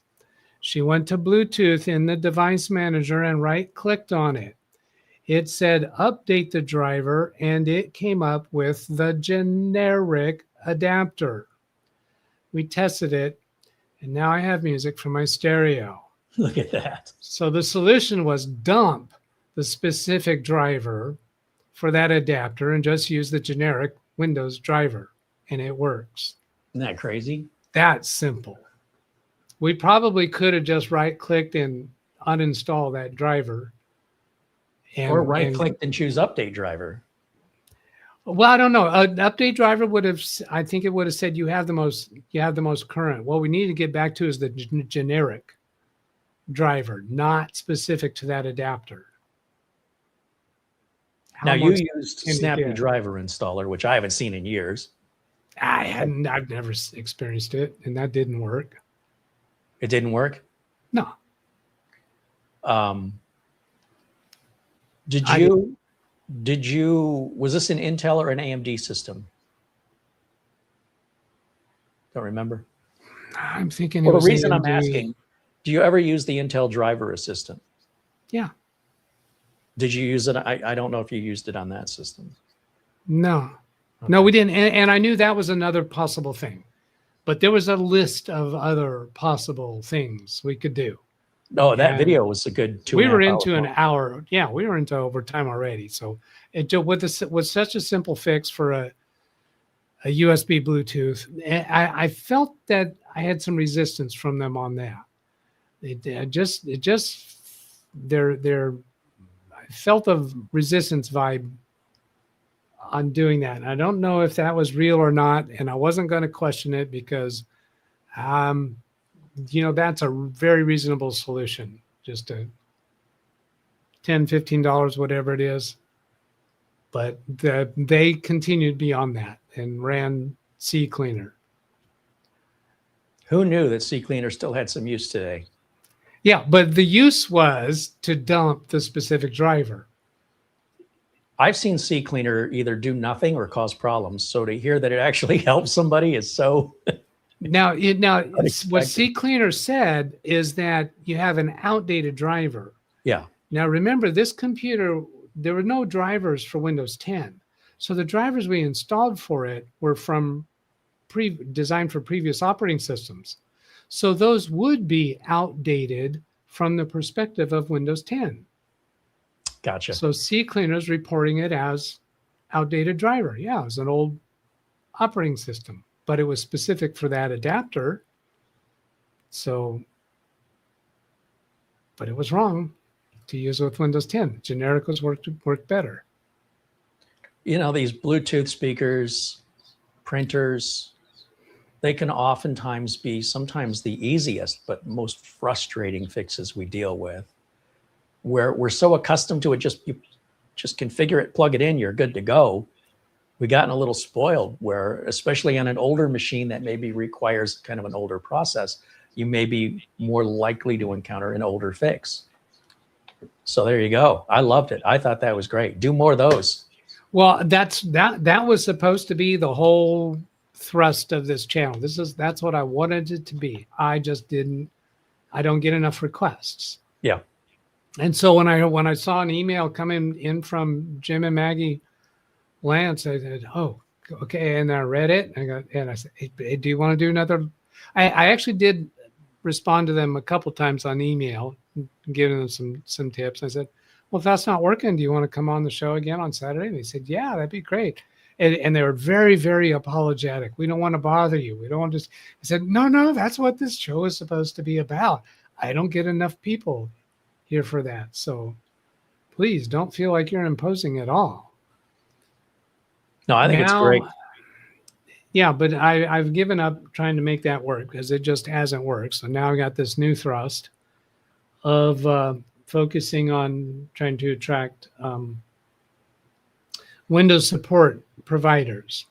And I came up with that term. I don't know that that's an industry term anywhere. I did not want to say IT pros, because IT pros can be programmers, people work in a corporate environment, they're in the security department, or they're in the networking department, or they do this or that. And that's really not the audience that I want to attract. What I want to attract is the audience of Windows support providers, people who are supporting other people either for pay or for appreciation on Windows related issues. But what's it going to be like to actually find that audience? There's several of those in my current audience, but a lot of people in the current audience are not actually in the business or the habit. I don't know if habit's the right word, but they're not called upon a lot to provide support to others, because I want to, show and tell my strategies of how I built my business and how I keep my customers happy. And my strategies are different than other people's strategies. But if I were in a younger place of my business, I'm trying to create the channel that I would get totally hooked on and think I can't miss a single episode, because this is feeding my idea engine and feeding my strategies of how to be more profitable. And and I mean more profitable as it can be where you're charging a subscription fee per computer, the traditional MSP concept, or it can be break fix. I don't like that word because it's not really right. I'm not break fix either. I kind of am MSP. I just charge specifically for the time, but I am managing their computers. Or it could be where you're not charging at all and you're just doing it for the appreciation and you enjoy doing that, but you are known amongst some circle of people who come to you for help with their computers. So you can be more profitable in that too, because when you provide, and this gets into my attitude as a provider, when you are confrontational with that person that you're providing free support to, and you're telling you shouldn't have done this, you should have done such and such, or you should have called me or something, that is a confrontational encounter. That person is not going to enjoy that encounter. They're not going to want to tell other people to come to you. Maybe you don't want other people to come to you, but that's wouldn't be the type of viewer that I'm trying to attract anyway. So my strategies of how to deal with clients who have done something they shouldn't ought to have done, and let them walk away from the experience feeling good about themselves, good about you, and wanting to refer you to somebody else and solve the problem as a bonus. That's the kind of thing that I'm turning my focus to, instead of just trying to fix. Now, the fixes are still very important, because like what I do with Jim and Maggie was I was demonstrating how I interact with the clients and how I talk with them. So I still want as much of that as I can possibly get.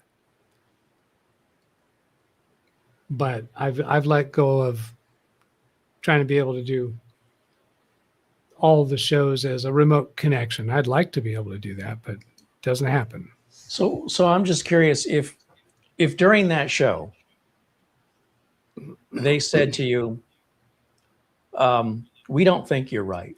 We don't think that that buying a USB Bluetooth adapter is the right solution, and we're not okay with it. How would you respond to that? Like that challenge, like someone's asking you for help, yeah, then they're telling you you're wrong. All right. Is that a customer you even want? Well, there have been customers. Have there been customers like that? I mean, I've had problematic customers, but there wasn't that line that they were doing. If they were saying that, I would continue the conversation with him.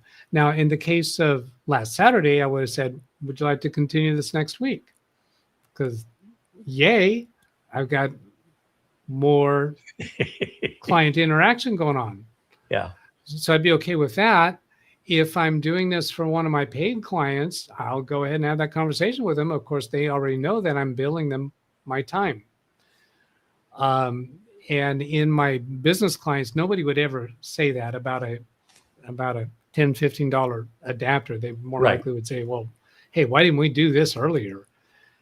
And in the case of what we did on Saturday, yeah, it would have gone that way a lot earlier than what we did. Actually, in the case of what we had on Saturday, we wouldn't have been there because they're just the way they did that old equipment. They bought his 10 or 15-year-old laptop never was designed for Windows 10. And now Windows 10 is out of support. And when his hard drive crashed, he reinstalled Windows 10, but he had bought that from a refurbisher who probably had spent tons and tons of time finding the drivers to make that computer work. Now, maybe they didn't, in the case that what we know now is that the generic driver worked. Yes. Let me. Sorry. Go ahead. Nah, I probably made my point. I'm not sure. Well, I see the clock ticking down, and I want to just paint a scenario for you because I want to know. I want to play a little game called "What Would Doug Do?" All right. Customer calls me out of the blue. Don't know this person. Heard of me somehow. Maybe they saw my videos. I have a laptop I need repaired. Retired. I'm familiar with tech stuff, but I'm kind of not as sharp as I used to be. You seem like you know what you're doing. Is this something you can do for me? Say, well, what is it? Well, it's a 10-year-old Dell machine, or it's 8 years old. I go, I'll tell you right now. I mean, you live an hour away. I'm going to need the machine here. I'm not going to drive an hour there and an hour back, and then an hour to return it and an hour back without a significant amount of money that I would rather personally see you put into a new machine. I think, you've gotten all these years out of it. Probably best to just, if I were you, I would just replace it. See, I'm a terrible salesman. No, I really like this computer. I don't want to get rid of it. I'm willing to drive it out to you, and I'll drive back and I'll pick it up. I go, but yeah, if you have any problems after I'm done with it, then how am I going to help you? I mean, if it's remote access, that's not a problem. But if it's something wrong with it, we're too far apart for me to go out and do a free service call, and you'd have to drive it back again.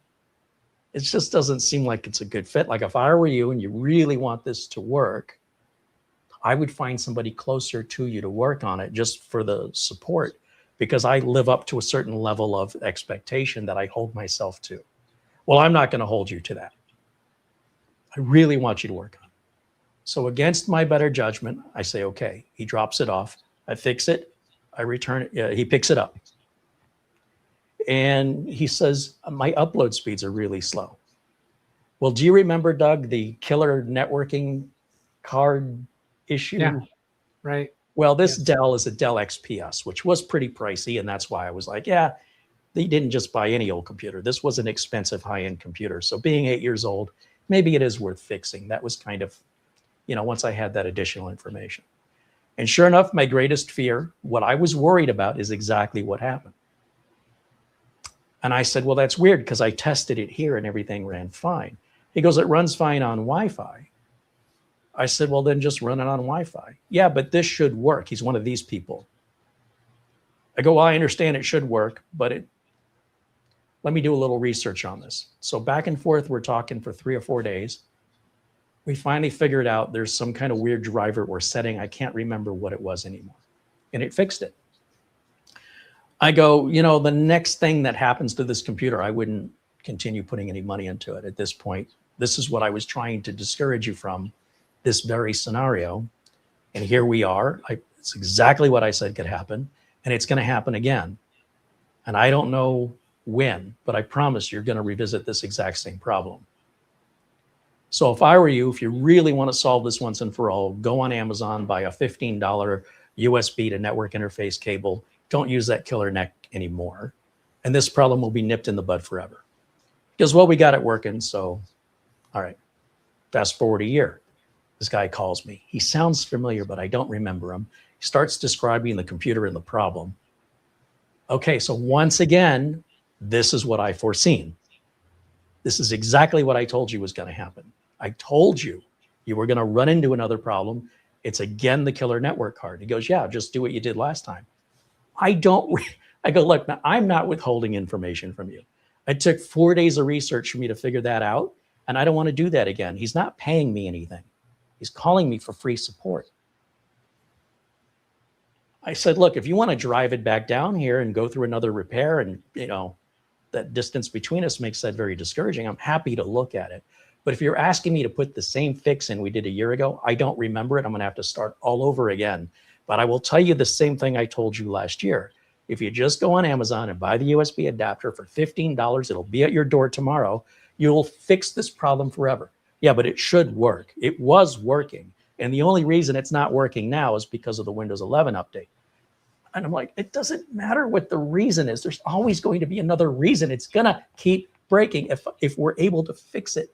See, I'm getting really upset because he's not listening. He wants what he wants. And I'm like, well, then pay me for it. And he's like, well, just tell me what you did last time. It's been a year. Holy crap, this thing's now another year older. And when we fix it, you're just going to have another reason that's probably going to happen sooner where it's going to bite you again. I go, look, I said, it's not that I don't want to help you, but I'm giving you the answer over and over. I told you the answer last year. Why are you so resistant? Why won't you? What is it? Is it the $15? I'll go and spend the $15 and have it shipped right to your front door just so we don't have to have this conversation again. I'll spend the money. And he just doesn't really directly answer my question. He just says, well, I know that this worked and I know there was a fix for it. I go, it's not worth it. It might be worth it to you. I said, you can spend 3 days on this if you want to. I can't, unless you want to pay me for that. And I don't think you want to. How would you have handled that? Because it obviously was not a good conversation for either one of us. Yeah, the way I handle that is I go look up their invoice because it tells what the problem was and how I fixed it. Yeah, I didn't. So that reminds that because I document the things that I do. So that would be an easy thing to do. When I start with a relationship with a client, I explain I charge $115 an hour, and my time starts at the beginning of our phone call, ends at the end of our phone call, or at the beginning of an on-site visit, and stops at the end of it, or at the beginning of a remote session and the end of a remote session. So when somebody calls me, they know I'm on the clock. So I think that would have prevented somebody like that unless they really want it and are willing to pay for it. If they want it that bad, they're willing to pay for that, I'll go down that road with them. But I am able to go back and find what it is that I did. I also keep records in Microsoft OneNote, and I also have various recording or pictures of things that I do.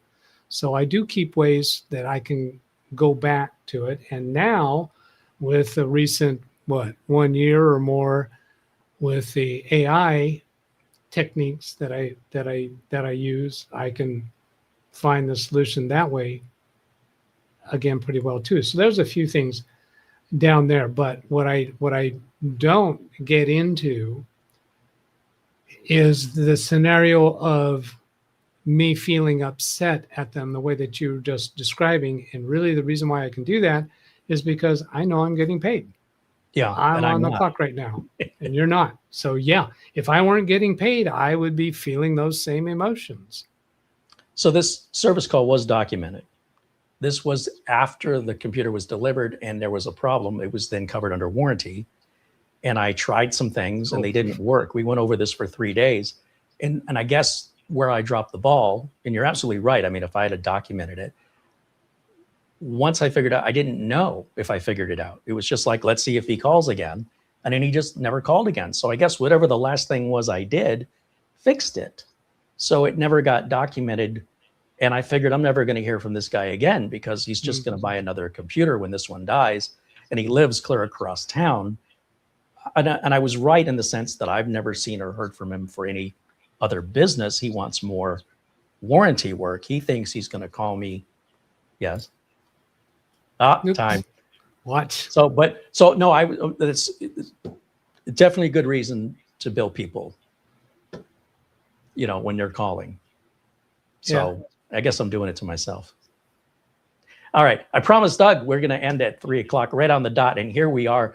And again, I can't thank you enough for joining me. I really enjoy these conversations, these back and forths, and sharing our stories. And check out Doug's show Saturdays. What time do you start? 11 a.m. Pacific time. So 11 a.m. Pacific, that's 1 p.m. No, 2 12 p.m. For you? For Eastern. Eastern. 3 hours, 2 p.m. Eastern. 2 p.m. Eastern. Be sure and check out Doug's show live, just like this, interaction with the audience and real customers. And we'll have a link to Doug's channel in our video description below. And thank you all for watching. Thank you to Mark Gaines for his Amazon gift card in lieu of Super Chat, our friend Buster, and to all of you joining and participating. Thanks for hanging out with us today. We will see you all again very, very soon. And until next time, bye for now. Bye.